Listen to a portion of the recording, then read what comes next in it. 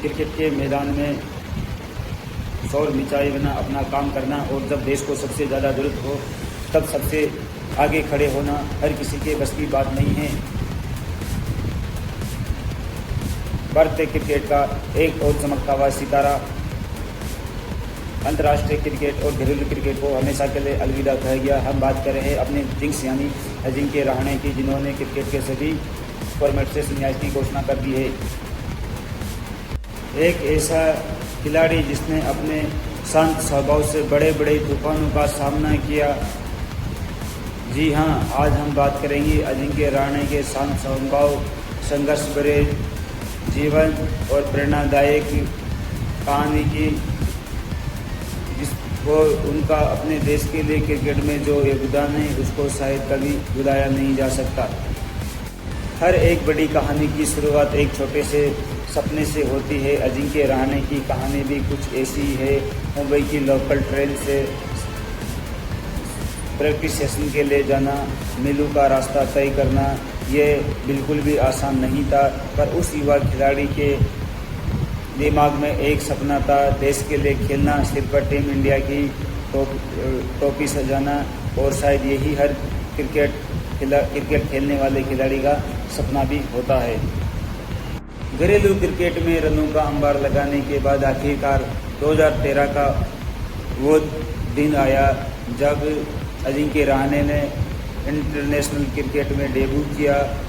शुरुआत में भले ही उनको ज़्यादा लाइमलाइट ना मिली हो, लेकिन उनकी तकनीक और डिफेंस ने यह बता दिया था कि ये खिलाड़ी लंबी रेस का घोड़ा है।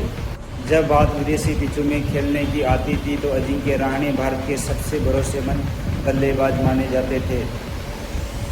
2014 का लॉर्ड्स टेस्ट मैच कौन भूल सकता है, जहां पर मुश्किल परिस्थितियों में अजिंक्य रहाणे ने शतक लगाकर अपनी टीम को जीत दिलाई थी, और वहां पर भारत ने 28 साल बाद ऐतिहासिक जीत दर्ज करी थी और अजिंक्य रहाणे ने शतक जड़कर लॉर्ड्स के ऑनर बोर्ड पर अपना नाम लिखवाया था। साउथ अफ्रीका की उछाल भरी पिच हो या ऑस्ट्रेलिया की कंडीशन जहां पर बड़े बड़े धुरंधर खेल हो जा रहे थे, वहां पर अजिंक्य रहाणे दीवार बनकर मैदान की क्रीज पर डट जाते थे। टेस्ट क्रिकेट में 5000 से ज़्यादा रन और 12 शतक इस बात की गवाही देते हैं कि उनकी क्लास कितनी ऊंची थी।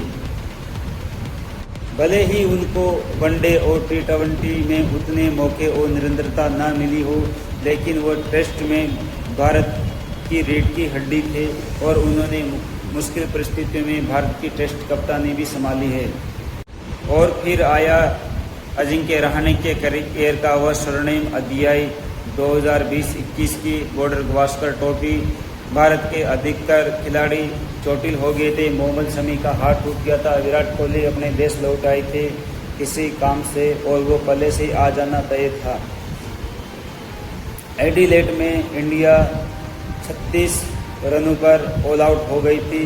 टीम पूरी तरह से टूट चुकी थी और उस टूटी हुई बिखरी हुई टीम और नेट बॉलर्स के साथ उतरी टीम से कंगारों को हराना लगभग नामुमकिन सा माना जा रहा था।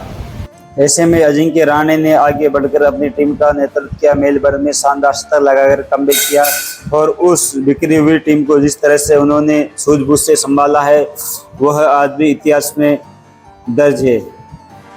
गाबा के मैदान पर ऑस्ट्रेलिया का घमंड तोड़कर ऐतिहासिक जीत दर्ज करना किसी चमत्कार से कम नहीं था और ये बिल्कुल भी आसान नहीं था, और ये सब अजिंक्य रहाणे की शांत स्वभाव और सूझबूझ की कप्तानी का परिणाम था।